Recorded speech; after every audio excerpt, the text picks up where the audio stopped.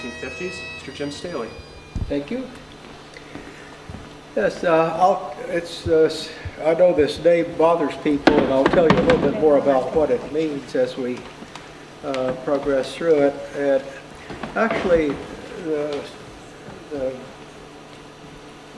visuals are not just all fighting or that sort of related. I have quite a few that deal with the times, really, the 50s and the people in the area and that sort of thing. The other thing I should ask you, can you hear me okay when I'm talking like this? Because I'm extremely hard of hearing, so if you have a question and I don't respond, I'm not ignoring you. Okay, this is an LST. Now, when I went through electronics school at Treasure Island, and when I graduated, I got my orders there, and I was assigned to USS LST 561. Well, I had never even heard of LSTs at that time, and I asked the instructor, I said, what's an LST? And he said, well, it stands for Landing Ship Tank, but usually people refer to it as a large, slow target. So anyway, so I was on the large, slow target for 33 months. And the ship is 330 feet length from here to here, 328 feet, which is just like a football field. And the beam is 50 feet. And of course, all the superstructures back here in the back, and in the bow, there's some guns and things here. So the flat deck area there is good for loading cargo and tanks and all sorts of other things on it, and so and it also served very functionally as a helicopter landing pad.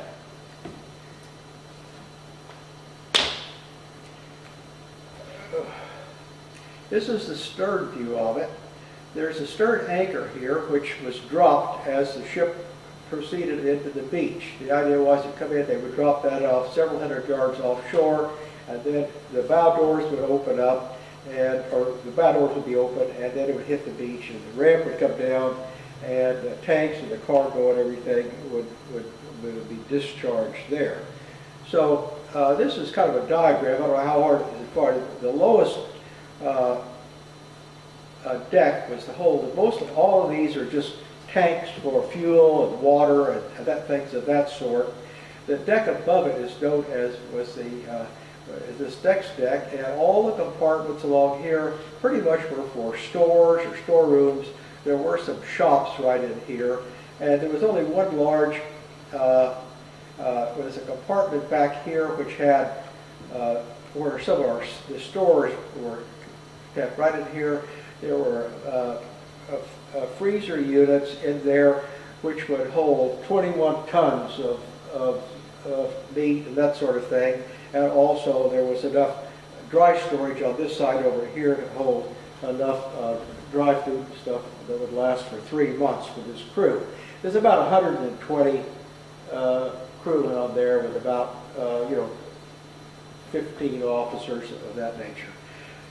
And this center section, of course, it was known as the tank deck. It was open, and actually this was 2 decks high. And this was where the tanks were held, and then there was a ramp here, and the doors were here, and so when it was in on the beach, and you'll see another picture of this as we go along, and they would go out here. The top deck, this main deck up here, which we saw in the other pictures, any tanks or trucks or things were up here, would come up here and go down a ramp, and then also go out those doors. In the back quarters back there is where the crew worked whenever I went on board. This was my bunk right here.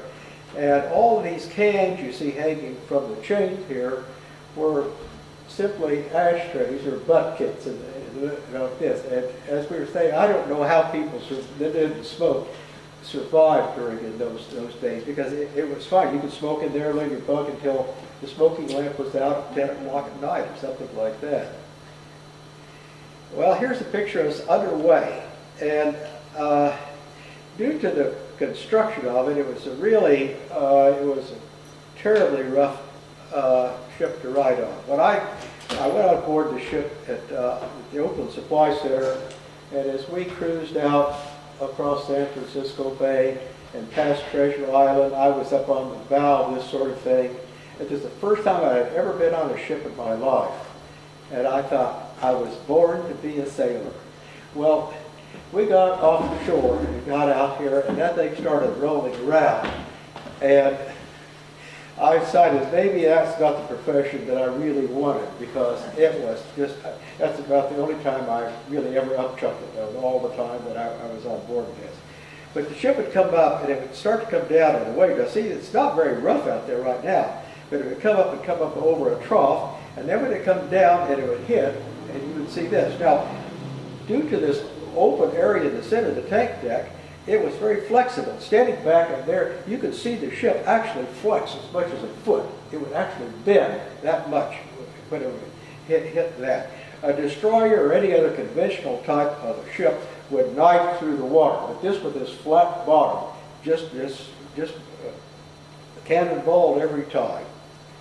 Well, we left over there, and 9 days later, we went around the southern part of Oahu, and there was, in 1950 or 51, for me especially, the world was a far bigger place than it is today.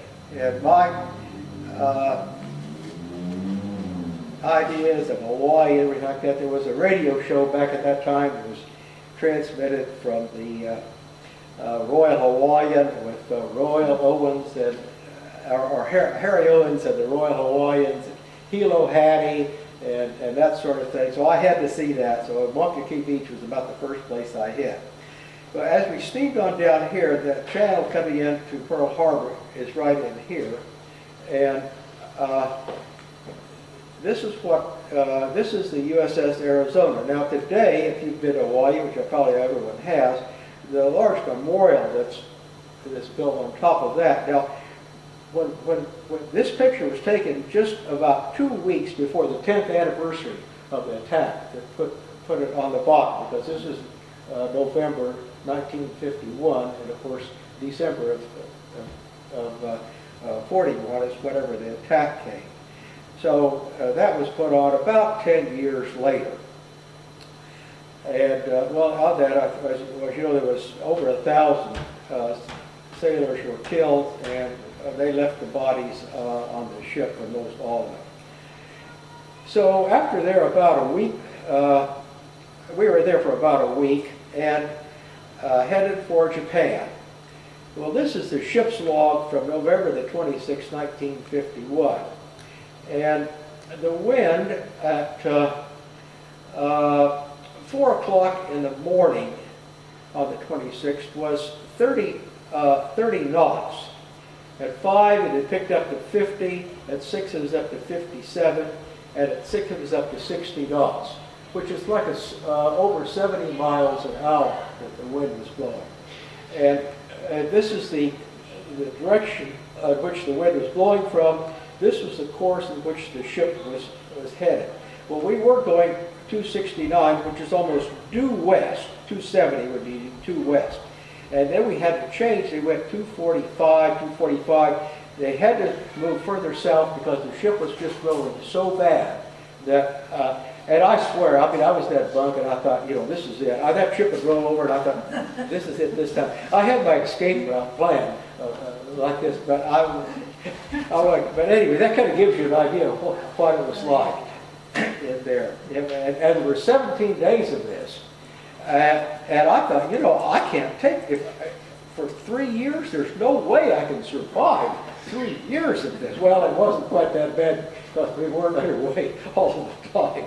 But anyway, 7th day, okay, this is a drawing of it. And actually at Pearl Harbor, they put me in this on mess cooking since I was the last guy on board.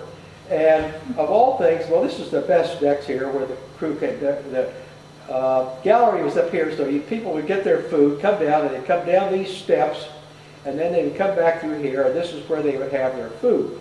Well, after they ate, then they would come back past sick bay to right here. This is a scullery, and there was a trash can there, and they dumped their food in that, and that's where Jim was put for this 17 days. Now I thought, to be in a discovery, this thing, I hope we will survive. Well, it was much lower, so it really wasn't as bad as I thought it was. But anyway, what I would do, I'd wash the trays and everything, put them into the large machine. It would steam them and that sort of thing, and then stack them up. And I'd have to carry them back up one flight of steps. So I'd come out here, I'd come back over here, I'd lean against the bulkhead with these trays in my hand. I had to use both hands to carry them, and let the ship roll back to starboard, to port, and lean back like this. Then as it started back this way, I'd start my run up the steps. Well, one time I was just about 2 steps from the top. Whenever I was a little late for starting my run, I guess, because it started back this way, and I just threw. Well, here we've got about 20 trays, steel trays, coming down a steel deck, or a steel ladder and a steel deck. And believe me, well, the crew came running out there, and they thought we'd been torpedoed, I guess. Anyway, they helped me pick them up, and I put them up there like that. But anyway, that was, okay. Well, anyway, 17 days later, we came in here and we saw Fujiyama. And we came around here and went into Tokyo Bay. Now this is a typical street scene in Japan in 1951.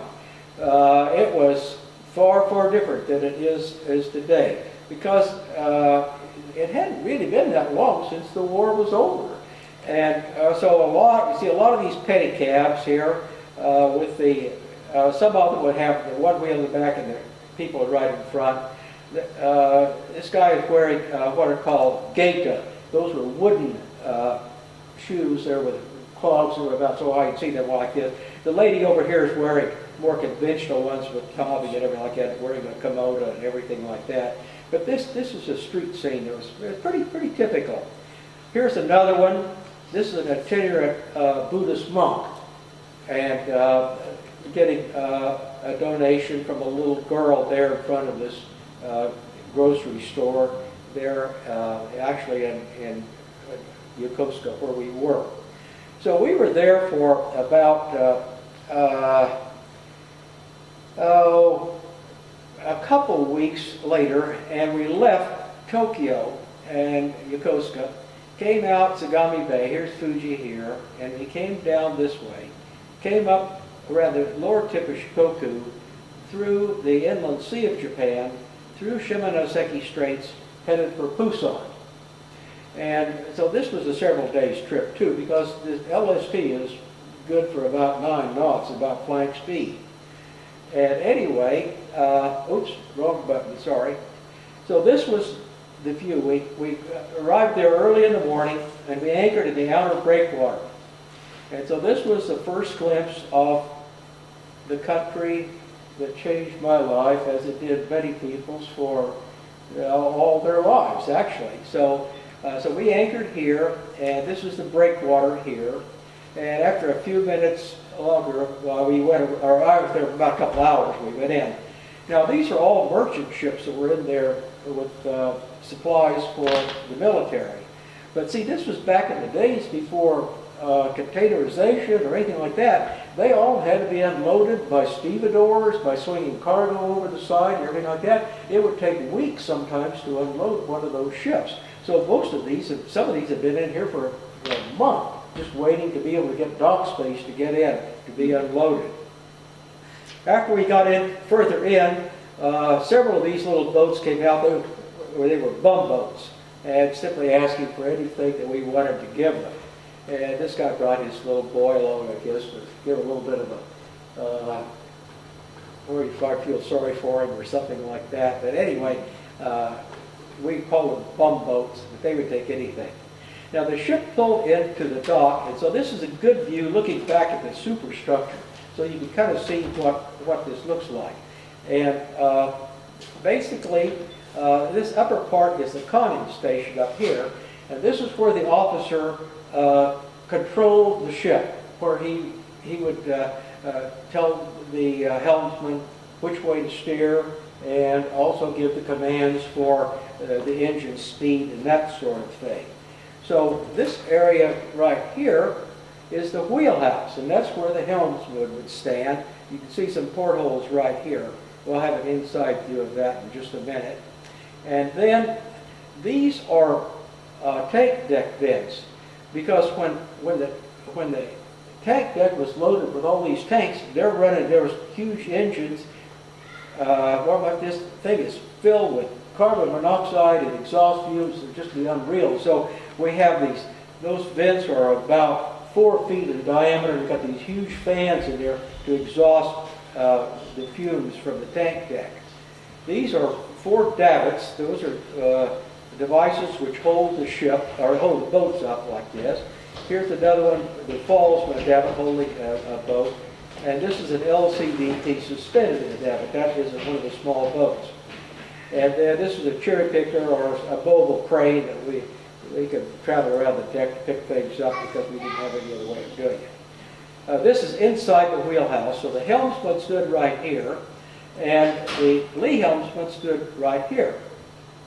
Now, directly above him, of course, was the officer that was in charge of the ship. And so there was, when he wanted to change course, there was a steel tube about 2 inches in diameter with a funnel on each end.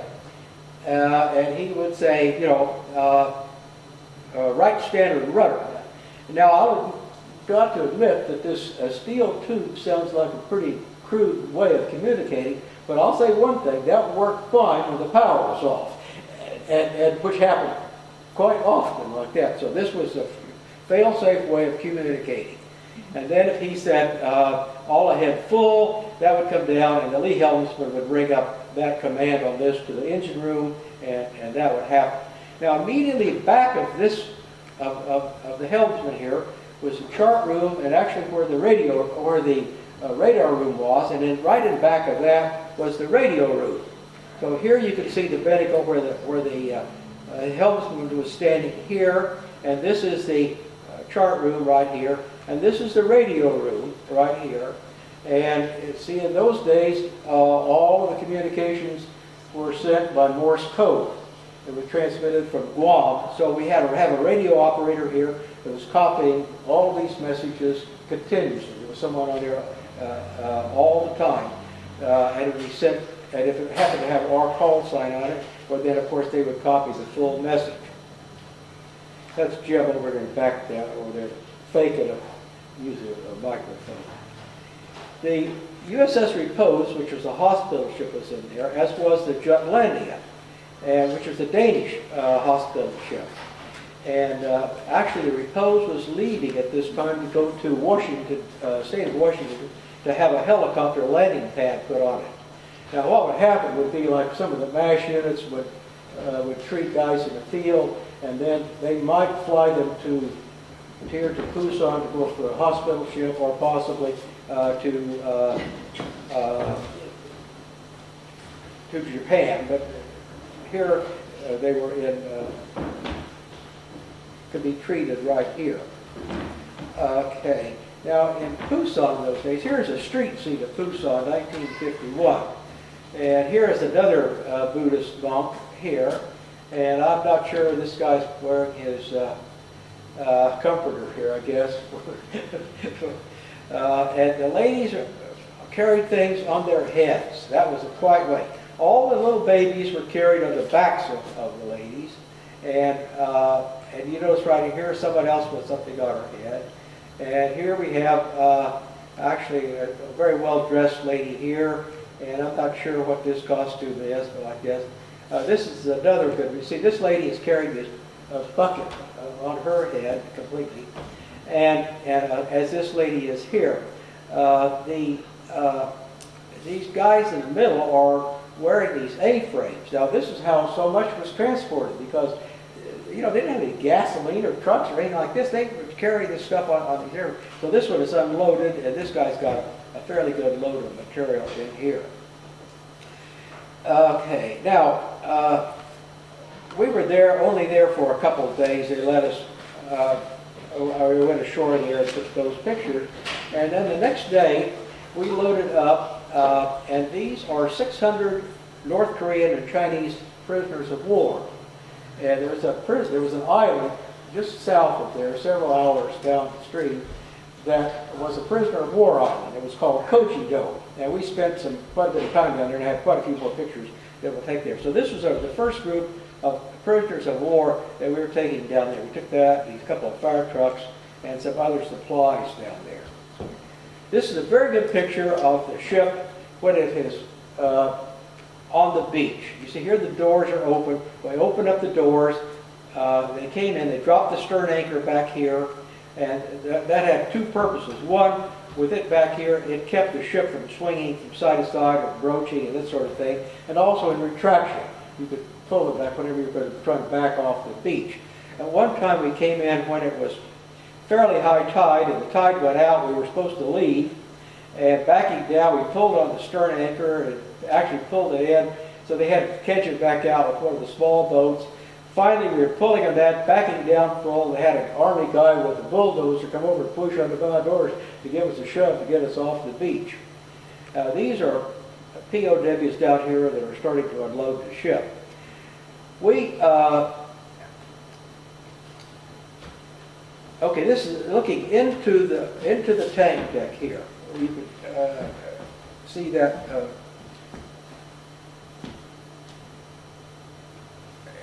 Okay, now there was this road right in front, and a couple of friends of mine and I asked if we had permission to go up and walk around, look around the island some.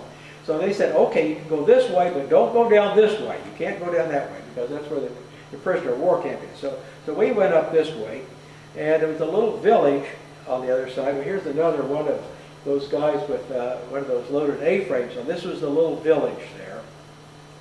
There was a sign right at the foot of that. I couldn't find it. I was going to put that in there. It said, "Drive slowly. You may kill your replacement." Anyway, so we then continued on up the hill, and this was the view looking to the north. So you can see all the paddies here and the farms and so forth. This is the road we were on. In fact, as we came up this road here, the LSTS down here, we came walking up this road. The village was here. We came walking up here. Then later on, we were back over here, and about the next picture I have, I think, was taken from here, looking back this way. But as we were going along there, going through the village and everything like that, these two ladies were walking along. They're very well dressed, and you notice she has her little baby on her back, and this lady is dressed in white. Now, there was also this Korean gentleman here. He's wearing a hat that is actually made from horsehair. It's woven horsehair. It's a ceremonial hat, and in thinking about this, I think very likely, since those two people were out there all dressed in white, that it's very likely it was a funeral, because the white was there, it was like black as far as we're concerned, like that. So being so well dressed and everything, that it's very likely that that's what was happening after the funeral. Okay, so this is where I said the picture that I did take, showed you before, was taken up over here. Then we walked up this road, and we're looking back, and here you can see the LST right here.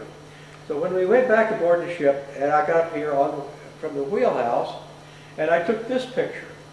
Now this is the prisoner of war camp. There were 130,000 prisoners of war in there at that time, and there actually had been more.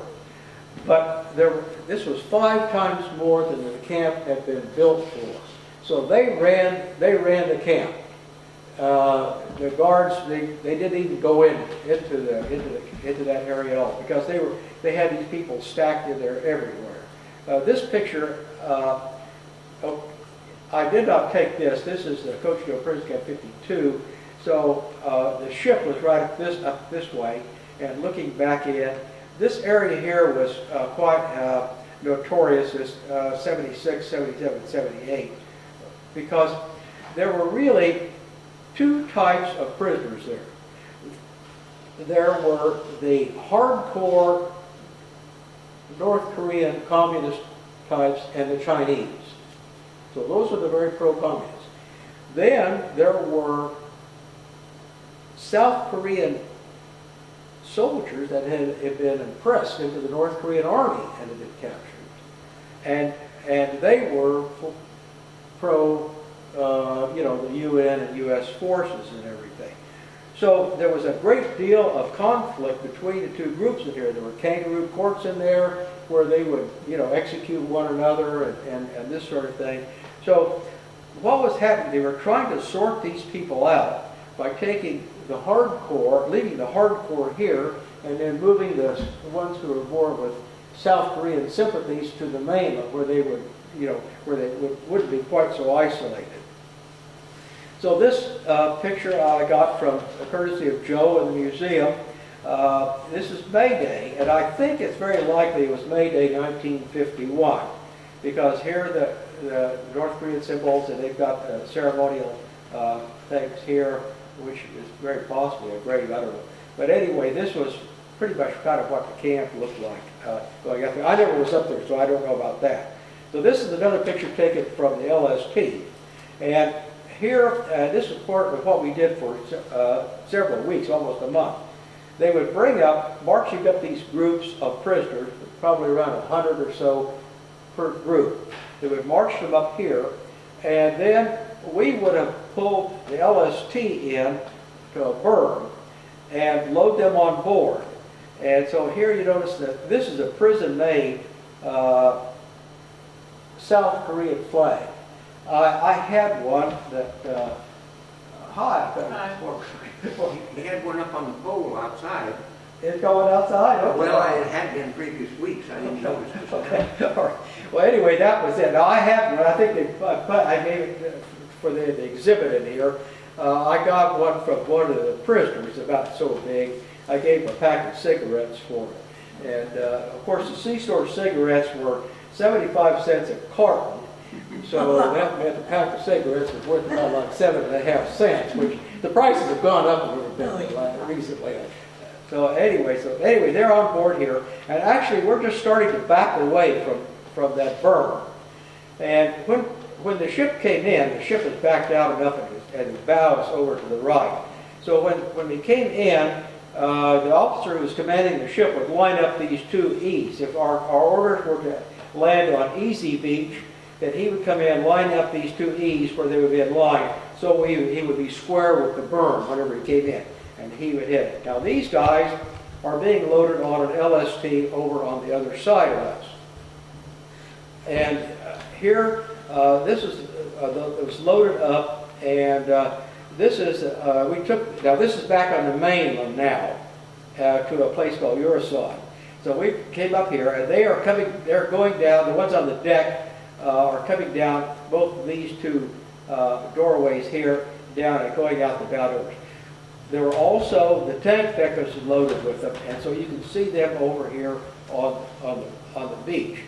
So they were being loaded into on this train to be taken to the prisoner of war camp.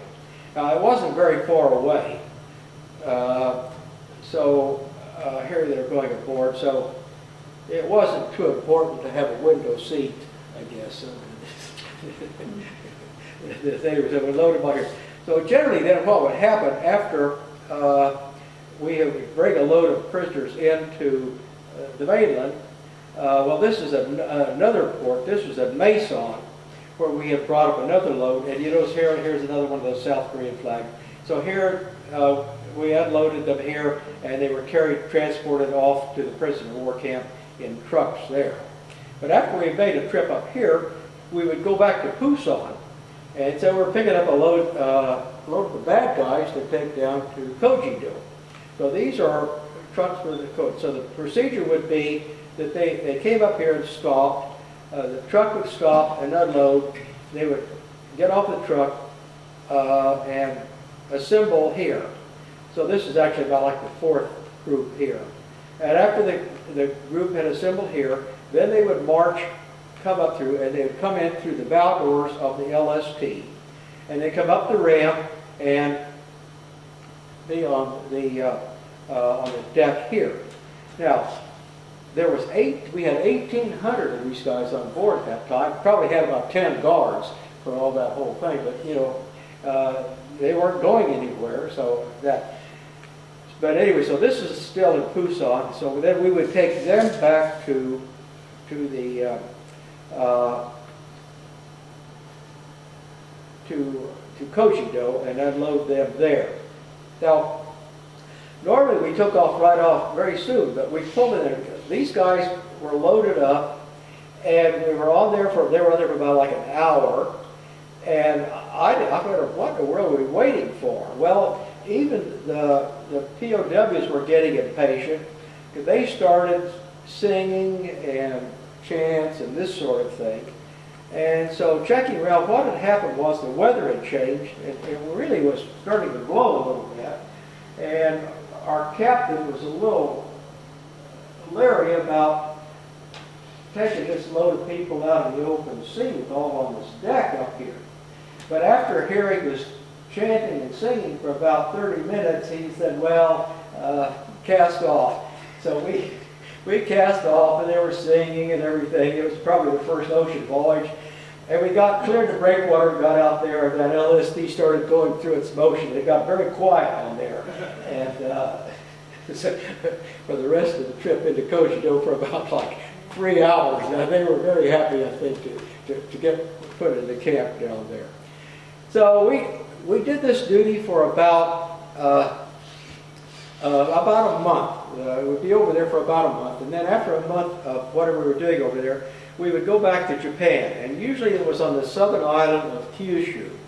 And so this is the harbor in Sasebo, Japan. This is one of our sister ships. This is another LST, the 692. And so we would be in here to refuel, resupply, repairs, and everything like that. And we would be there for about a month. And how are we doing on time, Joe?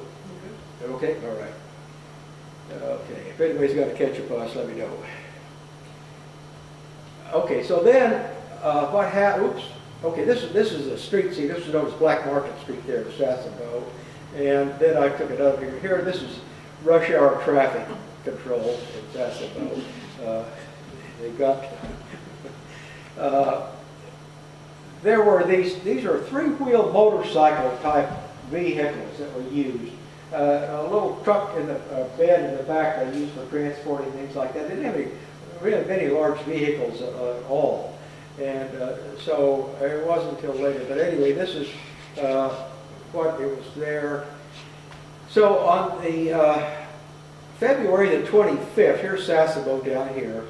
Pusan was up here where we were before. Here's Coachito here. So we were right in this area before. This time, however, we left Sasebo. We went over to this point and went directly, almost due north, to this area which was called Area Nan. It was up in the Haeju Bay region. And we arrived up there, well, here again, February the 27th, 7:20 p.m. This is that Haeju Bay area right in here, and Incheon is down here. Now, our goal, and where we went, was this island right here, Tae Yonp'yong-do. This island is the one that has been in the news off and on during the last 2 or 3 years, where the North Koreans have fired artillery into it and actually killed somebody over there. This is the North Korean mainland here, and with their artillery they can fire into that island. And this is about the only island that belongs to South Korea today. So the line actually comes up around this island. And it's a real sore point with the North Koreans, that island belongs to South Korea. So that's one reason why they've been pretty aggressive about that. Now, here is a sister ship, the 692, and what we were doing, we came up to relieve the 692. They had been up there for a month, so we came up to relieve her. She will go back to Sasebo and go through all the rehabilitation and loading up supplies and everything like that, and we were going to stay there and assume the duties there. There were six LSTs in a division. And the commander of the division was the lieutenant commander. And of course, he being the commander, he could choose whichever ship he wished to be on. Well, he was a real gung-ho type of a guy. And so he wanted to be where the action was. And so even though he'd been up here on the 692 for a month, he transferred the 692 over to our ship to be there while the 692 went back.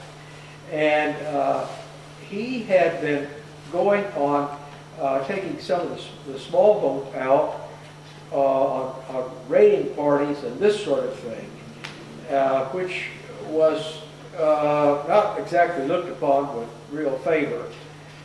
Anyway, this is the island of Tae Yonp'yong-do, the western part of that. And here we pulled into this west beach. So the ship came in and landed here on the beach in the west beach. To kind of give you a perspective here, of course, these are people standing here. So you see, it's a very reasonably sized ship. And so we beached here.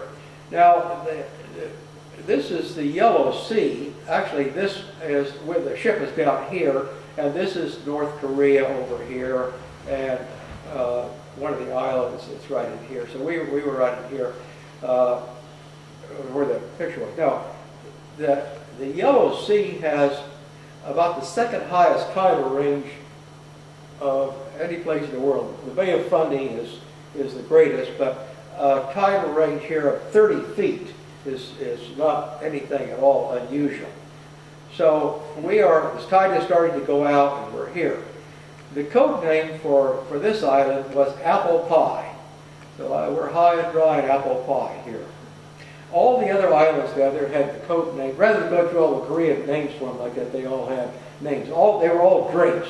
Zombie, Gimlet, Martini, and everything else for the drink. So the ship was here, and as the tide continued to go out, the ship was truly high and dry. It is sitting right on the bottom of this. Here, where the davits hanging down here. This rail along the side is what's known as a pontoon rail, and at times we would have large pontoons that would be brought in and lifted up by a crane and tied to the side, and then we could cut them loose and build a causeway into the shore. So this is looking at the bottom of the ship, so you can see how much water that it actually drew. Here is the stern. So here is these were twin 40 millimeter guns here, a single 40 millimeter gun here, and this is a 20 millimeter gun up here. This was the fire control tower, and of course the conning station was up here. And then there's old Jim sitting on one of the screws of the ship here. So you can see here's the depth. This is 6 feet from there. Now, up on the hill, we walked up there, and there were ROK, South Korean soldiers that were living in these trenches up here.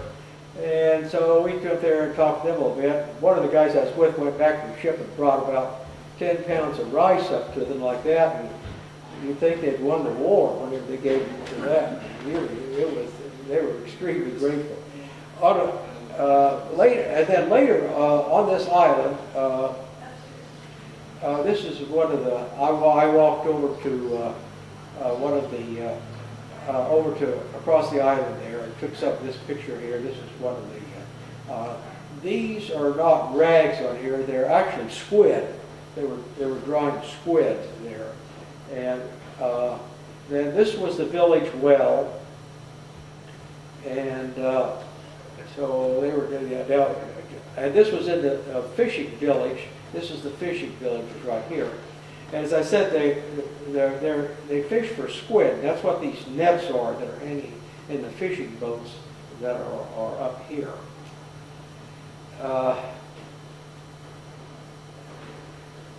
What we would do at night, we had a night station. We would go around on the north side of the island and anchor there at night, and the idea was to keep the North Koreans from coming in and taking the island. But the fishermen were allowed to go out, if they were supposed to go out and anchor and fish at that spot and not move. Well, you know how fishermen are. They aren't biting here, let's move over here. And as soon as they did that, then the guy on the radar said, you know, their boat is moving at such and such and such. And so at first we'd send boats out, tell them to come back, and later they said, that's too much work. We'll just fire a shot right through the sails. So, and of course that caused a little bit of excitement too, like that one, but that was supposed to be the idea. So that was what these were for. They weren't going to hurt anybody, but they just wanted to let them know that they knew that they were moving. Now, to kind of refresh your memory a little bit, or maybe you weren't too sure about it, I put this map in. This is from a book of the coldest winter. That before June of 1950, the 38th parallel, of course, is the dividing line, with South Korea being here and North Korea being up here. Then in June, when the North Koreans invaded and came down through here with very little resistance, they came down, and by September the 15th, this little line right here, right around Pusan, this was the only area that was controlled by the South Korea or the United Nations forces. This was known as the Pusan perimeter. On September the 15th, MacArthur pulled his coup and landed at Incheon.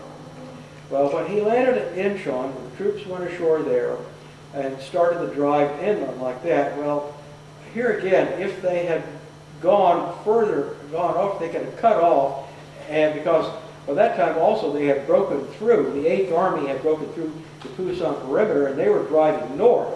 So here was September 15th. By September 26th, they were already up here. And so here again, that's where all those guys at the prison camp in Kojido came from, whenever they were captured in here. So they continued on, and at October, let me think, when was that? Oh, I guess I didn't write it down here. Anyway, I had the timelines when they were here. I guess it was October, well, it was the first part of October. The North Koreans crossed the line going north, and 1 week later, why the U.S. crossed the line. Now, Mao sent a message of warning, or tried to, through the Indian embassy that they were not, if they were going to cross the 38th parallel going north, that China would get into the war. Well, that message really never got through, or MacArthur he did not choose to believe in that. I don't know how much of a fan of MacArthur you are, but I'm not too strong for him. Anyway, they kept going north, and it was just a race practically. October 15th here, October 26th. And as the forces were moving forth here, they would come into a village and find that the people who, many times, that whoever had been in charge of the village like that had been killed because they were the communists like this. And so they had already taken over, so they kept on going. October the 26th, they got to the Yalu. And at Unsan, in the meantime, the Chinese, their division upon division, had crossed the Yalu and were all in North Korea. And the first contact was here at Unsan. And so then when everything broke free and they crossed over and started down, well, they started coming back down just about as fast as they went up. But one of the net results of this whole thing was that as they came down, these people who had done in the village leaders were now going to be confronted with the communists coming back in. Here they're back in and they've slain the leaders. So they were ahead. They were now becoming real refugees to get out of there. And this particular province right in here was very susceptible to that. But the net effect was that they came down here, and there were thousands of them that were trapped in this part of the peninsula, right in here. So when that happened, oops, wrong way. I went too far. Okay, this is this area right here. So many of them, thousands of them, went over to this island of Tae Yonp'yong-do here, and also to, here's, well, this is a different spelling, but this is the one that I've been talking about, Tae Yonp'yong-do here.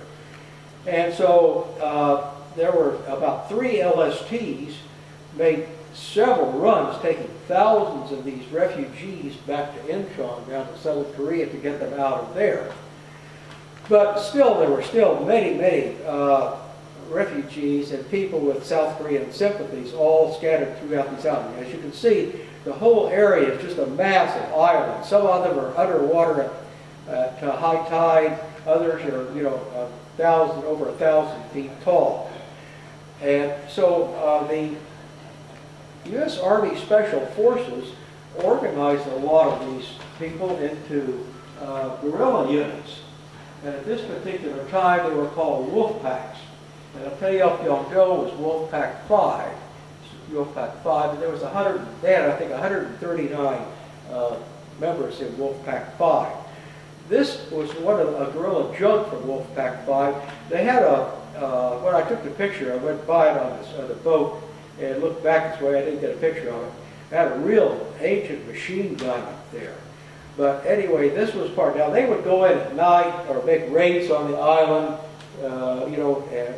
for various things, anything they could do to disrupt things, wreck bridges or kill people or whatever like that. But the U.S. Army Special Forces control that. So this was Wolfpack 5. Now, we on the ship were kind of in support of that. Now, this stands for Landing Craft Vehicle Personnel. It's about 35 feet long. It'll hold a jeep or about 20-something troops. And normally we didn't have this, but there are two gun wells back here. There's a 30 caliber machine gun here. It's steered by the coxswain here. This is the engineer who handles the stern line, and then this is the bow hook who handles the lines forward when necessary. This was an SCR 610 radio set, which I put on there, put them all there, so we'd have communication. So in the plans for the area, these boats came out to be called Swanee boats. And this is number 3. So the call sign for that we would call it would be Swanee 3. So we'd say, like Swanee 3, Swanee 3. This was building 561. Come in over like this if we talked with them. And so we had 3 boats like this. Then we had a 4th boat was this. Now this was an LCPL. This is a Landing Craft Patrol Large. It's built slightly different. It doesn't have a ramp in front. And the gun wells were up forward. Those are the 230 caliber machine guns here. And so this boat was used by the lieutenant commander in his investigations and raids. So since he was in charge, he was the leader. Hence, this is where the name Swanee Leader came from. So now on March the 3rd, this is the island of Tae Yonp'yong-do. Now, where I showed you we were beached before was right here. The fishing village is down on this, right in this area here. So I walked over this island, took the pictures here, we were down here. And this is the beach. So during the day, we would be anchored here. At night, we would move up here and try and keep control, to keep people coming in from the mainland, getting on the island and that sort of thing. And this is where all the fishermen were. On March the 3rd, in the morning, actually it's right after I had breakfast, about like 7 o'clock, they lowered that LCPL in the water with 11 guys. Well, the commander, this lieutenant commander I told you about, the executive officer of the ship, there was a South Korean naval lieutenant that was on there that they used as an interpreter, and we had 2 British Marines on board that was attached, that came over with called LST Div 12.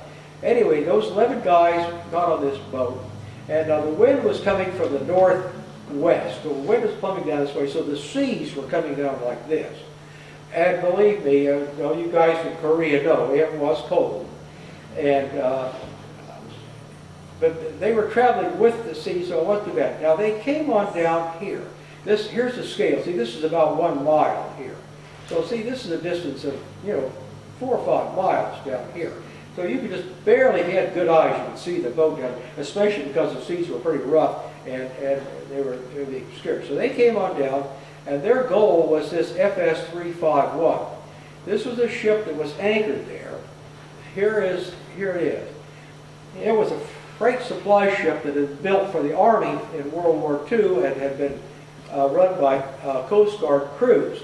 And of course I did not know this at the time, but now it was run by the CIA. The CIA were all over the place, and I didn't know that until I, did all the research and everything on the ship. But they were all over the place. So this was a CIA ship. And the operational on that was also a naval person. He was a lieutenant commander also. Anyway, what they did, they came in here and he got aboard there. And they went on up this way. They were going on this investigation. Well, when they got up here near Yonp'yong-do, they were now going into the wind, into the sea. Well, the poor coxswain is standing up there exposed. Everybody else can get down, get their head down. So, but he's got this spray and everything coming on like that with wind coming. Well, anyway, the result was that he got just an extreme chill. I mean, he couldn't even stand up. So he was just practically paralyzed. So when they got up here, so they turned the boat around, and I'm not sure who was actually steering it then. It's very possible that Sig was steering it, or there was another guy that was learning to be a coxswain, but yet he hadn't had much experience. So they came on back down to the FS 351 and unloaded the guy with the chill, and actually they radioed back to the 561.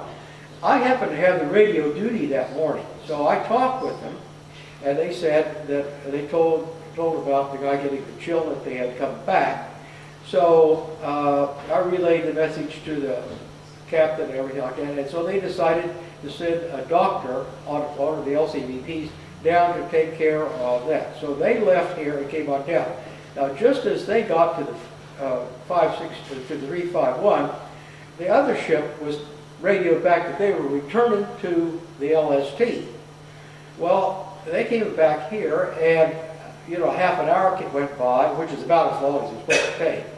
And then nearly an hour went by, and they still didn't show up. Until then we did see a boat. Well, what it was the boat that had taken the doctor down came back. Well, they didn't show up. Well, we didn't have the radio frequencies for this ship, but we did have one for this Charlie Fox up here. Now, this was another CIA operation up here, but this was the U.S. Air Force that was up there. So we radioed him, and he could see the ship from there. He said it's tied up alongside. And we called him again later, and he said, well, he was so excited. He said, I'm going up in my helicopter pretty soon. I'll take a look. Well, in the meantime, the man who was really in charge of all the ships there was actually on this Canadian destroyer. They had left for the day for refueling. Well, they came back, and he got all this great news of what had happened while he was gone. So they went around the island this way looking for stuff. So this is late afternoon, so the FS 351 got underway, and they came down here, and they started finding some debris in the water. So we got underway and came down there, and we found there's a couple of an oil can, a fuel can, an engine cover from that, a couple of watch caps. One of the watch caps belonged to one of my fellow shipmates, and also a foul-weather jacket that was being worn by one of the British Marines. And there was also a British Marine's hat that was in there. So they picked up the debris, and it was getting dark, so we were ordered to go back and go to our night station. So we came back up to our night station here. Well, it was really weird at night. Here, that morning, all these people were on board. That evening, they were just gone. They just weren't there anymore. So it was really kind of strange. Well, what happened is in the days of whaling ships, the MAA came down and cut the locks off of the guys that, my shipmates, and they took out the things to send to their next of kin. And then, just as happened for 100 years or so, their clothing was auctioned off to the other crew for the money going to the ship's fund. It was a little bit too much for me. I was the radio shack to get away from that. But anyway, so we went back there, and This was not the only thing that, this is this area here. This was this, I'll be back up a little bit. Okay, see this is Tae-Yonp'yong-do here. This is that kind of a long stretch of land here with an island on the end. And then this is an island here, Moi-do. Okay, here's this long stretch of land with that island, and this is Moi-do over here.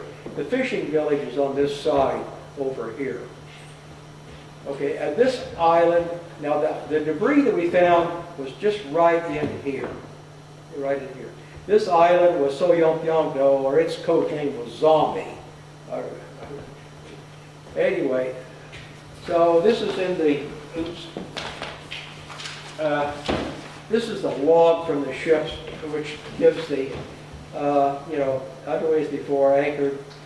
It gave all the names of the people who were lost. It says, Noriel Marines and cause of small boat loss unknown. But it basically was because the seas were so high, you've got an inexperienced coxswain on there, and the boat simply swung lost. And the water temperature was such that you could, hypothermia would set in. You probably 10 minutes would be absolutely the maximum you could live. It's really interesting because Hamill, we found that foul weather jacket that he was wearing. Well, to show his, in his struggle for survival, he took his jacket off because it impeded his swimming, and that was one of the things that we found. Okay, now the two British Marines were from the Belfast, and this is a salvo that was being fired by the Belfast. It's 20 miles away into Korea like that. So here they're throwing several hundred pounds of high explosive 20 miles in there for like this. And then after they had finished firing, this is the destroyer at the Athabasca where the commander of the area was. So they came by here. So this is the Belfast. Now the Belfast today is a naval museum, floating naval museum on the Thames in London. And the two British Marines who were on board a ship that were lost were from this ship. And I guess it was about like 2 Decembers ago, I got an email. I have a website for my book, and I got an email from London, from England, stating that they had ordered a book and wanted to know if it had been dispatched. And it was kind of a mix-up somehow. But anyway, I sent the guy back an email, and I said, I'm sending your book now, I'm paying the postage for it. I said, I couldn't help but notice that your name was the same as the surname as one of the British Marines that was lost aboard my ship in Korea. And it was the guy's grandson. So his father, who was probably only just a few years old when his father was killed here, was now this guy's grandfather. But anyway, the book arrived in London on Christmas Eve, and on Christmas Day in Wales, this man read how his father died almost 60 years before. So anyway, and he had never found him, had been for the internet. That's how highly located it. We also acted as a sort of a mothership for other ships. This is a wooden hull minesweeper. Of course, the wooden hulls will keep the magnetic mines from exploding. And what had happened on this ship, one of the crewmen had an ulcer that had perforated or something like that. He was really sick. So they brought him over here, and of course they radioed in, put him into those wire basket stretchers, and we hauled him up on board.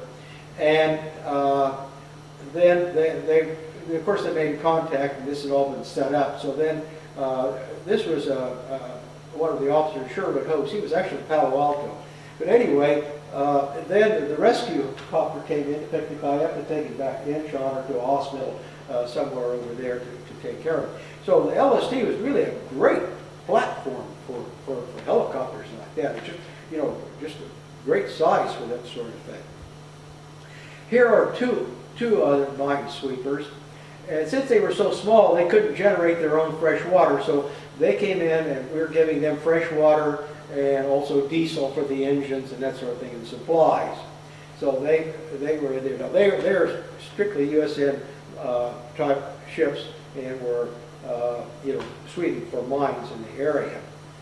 But we also helped and fueled these. These are two World War II torpedo boats, the 26 and the 23. Now they took the tubes off of them, the torpedo tubes off, and equipped them with 5-inch rockets. So these are all tubes for 5-inch rocket launchers, and they had been on a raid on the mainland the night before. So these are all tubes where the expended rockets are in here. Interestingly enough, guess who controls these boats? CIA. They were CIA boats, but were run by South Korean naval sailors. And so they were here. Now, they had the same kind of radar that we had on their ship. And one of them, I don't remember which one it was now, it wasn't working. So when I heard that, I said, hey, maybe I can fix it. Because what I was hoping, I might be able to get a ride on one of these things. And it worked. I got on that thing. That was the darndest boat ride I've ever been on in my life. I mean, those 3 Packard Marine engines just kept going higher. That bow just kept going up and up and up, and that fishtail in the back going on. And especially after being on that LST and cruising along at a ripping 9 knots or something like that, it was really pretty thrilling. Anyway, so this is another thing with this. So we serviced them to, and we also refueled and so forth. Okay, 4th of July, 1952, we were in Incheon. And this was a replacement for the boat that was lost right here. That's an LCV PL, and this is a replacement. Now this, of course, is a dress ship for us, and so we were in Incheon in July of 52. Now, of course, this is a couple of years after the invasion. Looks like an armor-piercing shell went through that tank there without blowing the whole thing up. There are other naval ships here. You can see the dress ships in here like this. And this is actually south. This is the city of Incheon over here, or what was left of it. And what I did, okay, here, this is 52. So this is another sister LST in here, and they were loading Marines and everything on here. This area in here was known as Blue Beach during the landing, and Red Beach was on the other side. There was an island in here called Untitled, and that was the first one. The Marines first went in and took Untitled, and then we went to the other islands. Now, I did not take, this is a picture I took, this is Naval Archives. The other previous picture I took, we were on the other side. This is Untitled here. Here's our old 715 again that we talked about earlier. She is in here for the invasion. And so there are 3 LSTs in here that are showing. So this kind of gives you an idea of what it looked like in real time. Like this. It looked like some kind of a bomb or a shell went through the roof of this. And these are all stuff. They're just discharging. This is a couple of days.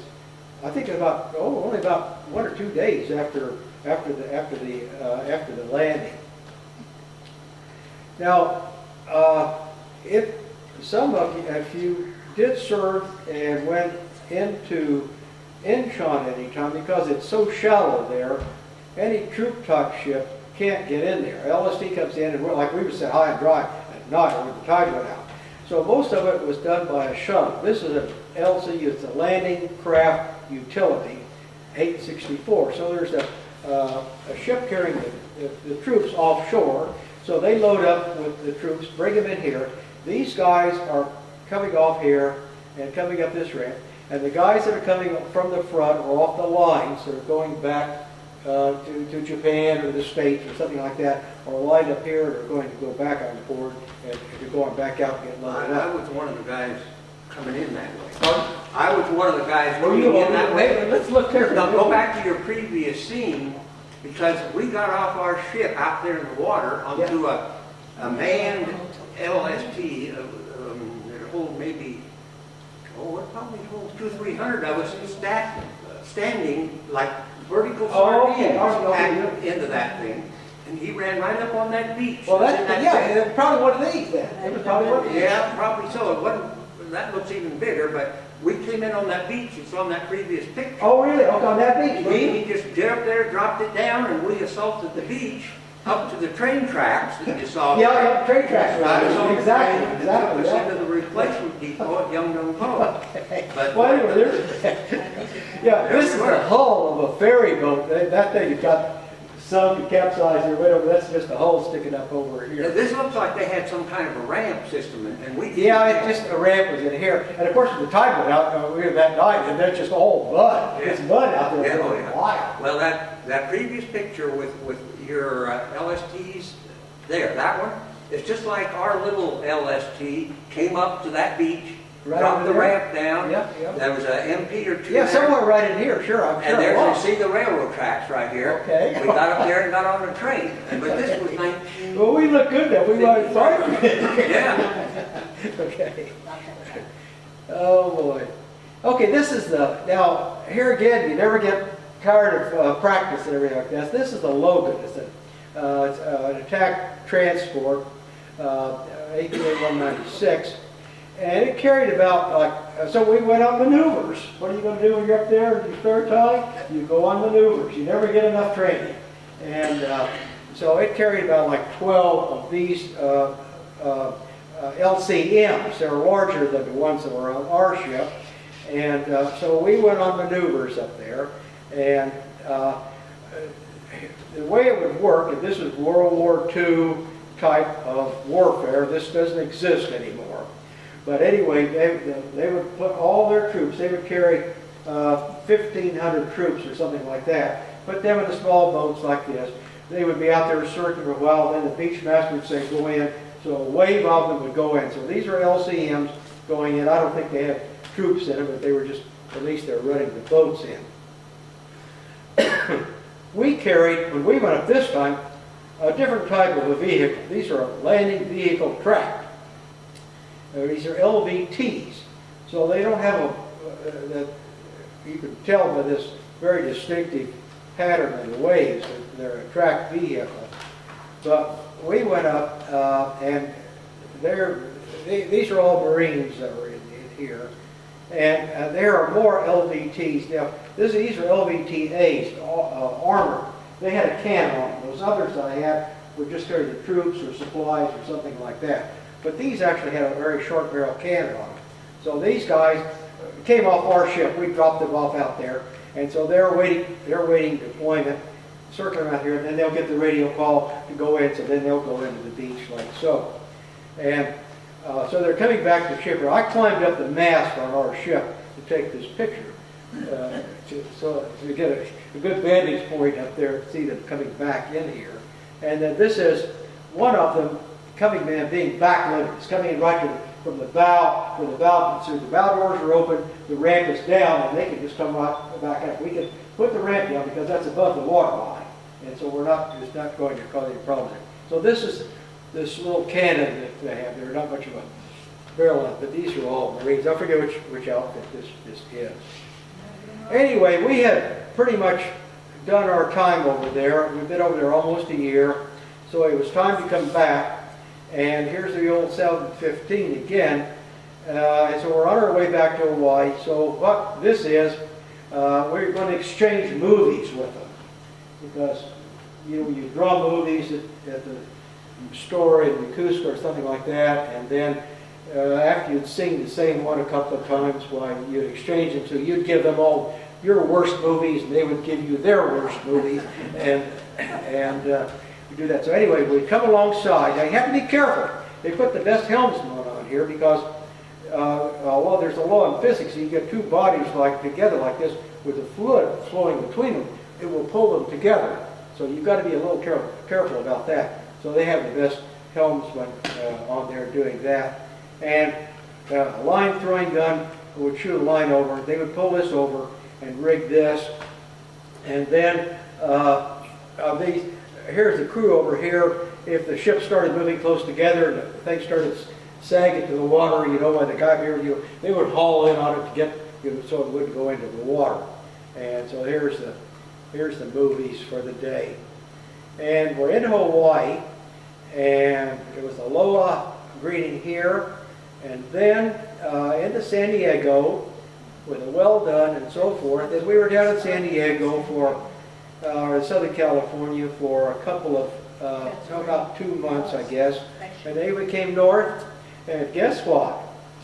That's the way it was. Now, when you see Coit Tower over here, above everything else, you know that was a long time ago. Anyway, that's what I did on my summer vacation. Thank you.